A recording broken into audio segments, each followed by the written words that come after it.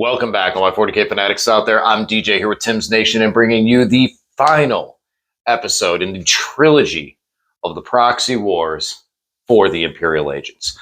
This is not the final, this may not be the final stand for Imperial Agents, but will be the final end of the proxy battles of Imperial Agents. After this, I will be taking a brief break from the agents just to finish getting everything cleaned up. Lane and myself have been hard at work trying to get models, conversions, everything like that. You'll see a couple of things today for what I have moving forward with it. But I'm going to take a little time to be able to project up some of these stuff and get some of these things built because of what we are doing today. I told Lane, I want the Death Guard. I want something that's going to hurt. I want him to hit me hard. And one of two things. Either A, make me stop testing Imperial agents for the November tournament, or feel confident behind this army. Now, obviously, Imperial agents is a difficult army to play, but the last game I had a lot of fun with it. I really did. We got to see the Death Watch do some tricks, and from recent news, we might be seeing the Death Watch come back here soon. I know Lane's going to be happy to see that. But as far as Imperial agents are concerned, there was two small things that I had an issue with in the last list. One, always feels dirty playing Death Watch because those are Lane's. That's Lane's army. I'm a Grey Knight player. Two, my resilience was a little soft. So with that, we got a bunch of things going on here. I'll be taking on the Death Guard. I chose to play the Death Guard. I feel like the Death Guard will be a very, very difficult matchup. If I lose, I'm hoping to keep it close because then I'll feel comfortable with it. If I completely get smacked off the table, then I'm going to be concerned for other matchups, such as Blood Angels and stuff like that, that might make me not so confident around taking this list in November. So today, we are going to try a little bit of a change from the last build. I liked the Death Watch. I like the Death Watch kill teams. I think we can safely say that they are a strong unit out of agents and just a strong unit in general. To be able to advance and charge out of a Rhino, the damage output they have, the hammer, everything, they do great. But I'm a Grey Knights player, and I couldn't help but look at the fact of, I wonder how this would feel with some Grey Knights in here. A lot of people are like, oh, one unit of Grey Knights. I could see it. But I'm a Grey Knights player, so you know what? Let's double and triple down on this. We're going to take 3 squads of the Grey Knight Terminators in this list. So we're going to jump over into that shortly. But yeah, as I said, this is the final of the trilogy of Proxy.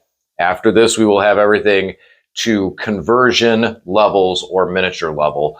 Lane and I have been searching and scouring the globe to get what we can, make some conversions, have that stuff happen.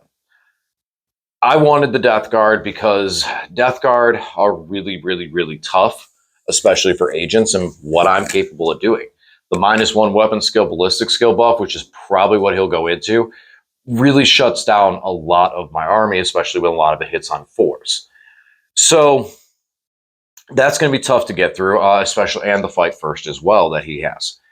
So that's going to be some stuff that's tough to get through, but I like how this army plays secondaries. Now, with the Grey Knights, I don't have the up and down tricks that I would normally out of Grey Knights, but I still have that deep strike aspect. And let's just go over and take a look at what I'm talking about and what we're bringing. Some of it looks the same as before, but obviously with the Grey Knights, we're making a little change right there. All right, so here we go. Here it is, Imperial Agents. So with this list, there is 3 things that are currently missing from this, what you see on the table right now. And that is the armigers that I'll be running. So we'll put these up here. I'm going to be taking 2 armiger warglaves and 1 armiger helverin. Now, what's interesting is these guys are battle line. And as many of you brought up last week, which was the mistake I made, I cannot move the subductors with my Rogue Trader ability, only battle line unit. But these warglaves are battle line units, and as well the Helverin. So I can reposition them if necessary. Just an interesting little piece of tech to be able to put these guys out there and then move them. It is D3, so I got to be cautious with it, but it's a nice little piece of tech. So those are the only things not pictured in my main army overview because Lane is bringing those for me to borrow. But everything else you can see there in the list as the list is composed right now. First of all, let's go over into the assassins. So we are putting the Calidus and Vindicare in this list once again. And we have the ability to swap them out for Caluxus and Eversor. The reason you take these guys is because, well, Vindicare is one of the most expensive, and the Calidus, so it's really easy just to swap into anyone else you want. Caluxus is strong in the psychic matchups, which might play in with Death Guard once I see his list.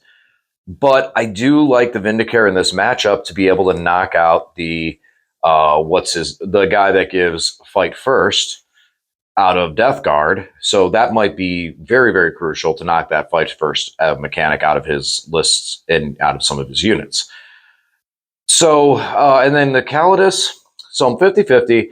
I think that the Calidus is probably going to get swapped out to Eversor just because of how much infantry is there. And I think he would be the stronger pick. But we'll see when I actually see what Lane is bringing. Next up, we'll jump over into the 3-5, well, 6 with the dog. Voidsman at Arm Squad. So these are going to be the units that I'm using. I got some work to do to clean these up and as well get some doggies for the squad, which Lane has a special surprise to cover that. There is one navigator that will be joining us Voidsman at Arm Squad to hide in the back and just kind of zone out and keep some space. And then the rest of the Voidsman at Arms will, probably 2 of the squads will probably just go into strategic reserve just so I can be able to bring them on to do actions later on in the game. And that's probably just going to be their role. I mean, they're cheap units, they're small units, they can get into corners. I like it. Next up, let's talk about the Breachers. So we have 2 squads of Breachers. One squad of Breachers is going to be led by a Rogue Trader Entourage. And as you can see here, I have converted these ones up. The dude with the tendrils will be the Electro Maester. Then there's a character with looks like a little hand pistol type thing. She's going to be my medic. And then the character with the rifle to his head will be my Death Cult Assassin. And dude with helmet will be the actual Rogue Trader of the squad. These guys will lead a Breacher team. They will gain Infiltrate. That squad also has Battle Line, so I can pick them up, take them away, put them back down. You know, there's a lot of little plays I can make out of there. Plus, the extra 4-up invulns in the squad are very, very nice. You know, we've talked about that before. Being able to heal and have some 4-up invulns is really cool in there. It combined with the shield, we have 4-up invulns we can take away before we have to take any of our other little dudes. And these 2 wound models come back for that single D3 pip healing ability because it puts the model back, not models per wound, such as what Necrons do. The other squad of Breachers is going to be led by Inquisitor Sharxus, aka Inquisitor Draxus. Once again, used by my Shark model. Now this, again, Lane has a Draxus, so when I need to, I'll use it. But you know what? We're using the Shark model. We're bringing Inquisitor Shark Draxus once again. She's going to be leading the other squad of Breachers. They will be getting, once again, I will do the Infiltrate buff on her and the squad, which will count for 2 of the 3 from the enhancement that I take. And the third will be going onto a squad of Subductors. This will allow Draxus to get into a stronger position on that objective, which I really liked and worked very well last game. Next up, we do have our 20 Subductors and their puppies. So the Subductors will be the last time these are played by the Necron Warriors. I have a 3D print conversion that I'm working on and should hopefully have finished here within the week or so. And I have some Subductors on the way. I finally scoured a box, so we got that working. So these guys, 3-up, 4-up, very defensive. Not sure where their role is going to be per se in the Death Guard matchup. Good unit to slow things down so that I can countercharge. And I do have something that would really like to countercharge. And that is my 3 5-man Grey Knight Terminators, complete with Apothecary, Banner for the extra OC, and the one squad is going to have an Incinerator, while 2 other squads have Psy Cannons for the bonus damage. I might change my mind on that later on, but for right now, I feel like that's where it's going to be. Is it's going to be the side cannons and then one with an incinerator. Now, the squad that has an incinerator is going to be led by an inquisitor. This inquisitor is going to be represented by my old school Cotiez model because he's on a smaller base for now. Unless I scour through and find some other stuff. I've been looking through some models for something to be a cool inquisitor, and Lane has some good options too. So that one's to be determined on what is going to lead these guys. But for now, I have a Castle and Crow stand-in. So one of these squads will have a really nasty Overwatch because you'll have the 2d6 Flamer Strength 3 AP 2 1 damage devastating wound Flamer from the Inquisitor, as well as the Flamer from the Grey Knights Incinerators as well. So that's a pretty decent Overwatch to clear out some things, some smaller things that might get in my way and be annoying. Not to mention, Grey Knight Terminators can thwack. Now, we don't have things like the Deathwatch kill team, their hammers that they have. The Deathwatch Thunder Hammers are flat 3 damage, which is very nice. But we are in some limitations with the fact that they do hit on 4s. Terminators being able to hit on 3s is pretty good, and they will also gain the buff if I choose a unit to go +1 to hit against, then these guys will be hitting on 2s. They also have lethal hits that they proc on the charge, so they're able to push some of that damage through. If we go ahead and proc the sustained and lance in combat strat, that makes these guys hit that much harder. Now, the Watchmaster and the Deathwatch kill team with the hammers probably punch up better than these guys do, but I feel like the Grey Knight Terminators at mid-class can still punch up and might be able to do a little bit better on the damage. The biggest thing is the Deathwatch speed.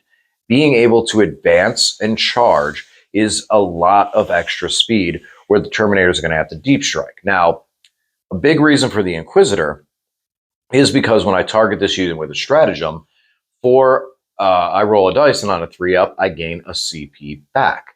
So this means that when I use, rapid ingress, I could end up rapid ingressing this squad for free and having them in a really strong position moving forward. This is a trial basis for this, but being a Grey Knight player, I got to give this a try and see if we do the 15 Terminators, how this actually shakes out. Now, this is, like I said, a test, because when we're looking into the Death Guard matchup, already it's going to be rough with the Fight First ability. And then the Terminators, which have a 2-up, 4-up, and a toughness 5 and 3 wounds, and the ability to heal guys back in there, might be the type of durability that I need to be running out of Inquisition to play more comfortably in my wheelhouse as a player. Someone who's played Grey Knights, someone made a comment about the fact that early on in the edition, I was able to have eyes on Grey Knights because of the fact of how they were able to score points, play secondaries, win missions. One thing Grey Knight Terminators do very well is fortify some objectives. In a previous matchup against Votann, if instead of trying to terraform the objective with the Caladius or the Calidus, if I used the Terminators, I probably would have terraformed that home field objective. Terminators are very durable, very tough. So I feel like there's some extra durability that I'm gaining from there where I might be losing that tip over to Deathwatch and how strong Deathwatch are in close combat. You know, the Deathwatch kill teams, you gain the lance from you have the lance on the charge, you have the advance and charge mechanics, so you have some great abilities out of them, but you're also hitting with power weapons. You're doing 1 damage. Terminators have a significantly more amount of attacks until you get to the Watchmaster. Watchmaster's good. Squad is coming in at 205 points, where the Terminators are coming in at 109. And I also get that 3rd Armiger, the Helverin. So now the Helverin, with its flat 3 damage, is going to be able to put some long-range fire downfield and hold an objective with a high OC value. Some of my matchups, I feel like the Helverin will do better in Strategic Reserve, being able to walk on and be in a stronger position. But once again, being that battle line unit, I could pick it up and move it away. A lot of this army is going to be able to slow someone down. I still wanted to have that punch to be able to hit something. And I feel like Terminators do a good job of still being able to punch and punch up against things. The Death Watch are very good at it, but Death Watch are a little bit more fragile with the toughness 4. Yes, they come with a 4-up invuln with those shields. But once those shields break, the models go, the squad is gone. Terminators have 3 wounds apiece, a 4-up invuln across the entire squad, the toughness 5, and the ability to resurrect guys as long as the apothecary is still alive. It's going to be interesting. I'm not saying that, oh, I'm not playing the Death Watch kill teams ever again. I'm trashing that. I'm done. I'm trying this. I'm trying this because of what I feel like the kill teams into Death Guard is going to be too difficult. So I want to see how the Grey Knight Terminators feel and then come back and do an analysis and figure out where we are. The post-game video will be a lot of talks on where we go with that. But also it is some feels for me for those Grey Knight Terminators, just because I'm a Grey Knight player. Now, with that being said, the biggest thing with this matchup is, like I said, that tournament coming up. We have a tournament coming up that Lane and myself are going to be attending, and I'm deciding what I'm going to take. And there's a part of me that is really feeling like I'm going to take Imperial Agents. Lane, who is very anti-agent. He's anti-agent because of what happened to his Death Watch. Just looks at the army and goes, oh, it's a bad book, it's a bad army, it's bad this. I said, you know what, Lane? Then show me. Show me how bad this book is. Bring Death Guard and bury me. Bury me in the ground. Bury this army and make me feel like there is no way I should ever be taking this to a tournament, because you know what? Friends don't let friends play bad armies. So I said, as my friend, you should be a good friend here and come and kick my teeth in to show me why I shouldn't be playing this army. So come on, Lane. Let's dance. Let's do this. Bring your Death Guard. Shove my inquisitorial henchmen's faces into the proverbial dirt and dance the dance of Nurgle all over their graves. If you can. Or at the end of it all, when the dust settles and the plague clears, are we going to be able to turn back and just point one solitary finger at the scoreboard and say, what does that say there, Lane? Oh, Inquisition win. And then call down Exterminatus. Because as someone else said before, every game is an Inquisitional victory. Whether you win, lose, or draw on the battlefield, you call down a giant beam from outer space on an Exterminatus order. And, well, Inquisition always wins. All right, guys, here it is. Let's see. Final episode of this trilogy with the Proxy Imperial Agents. As always, thanks for watching, and I'll talk to you again soon.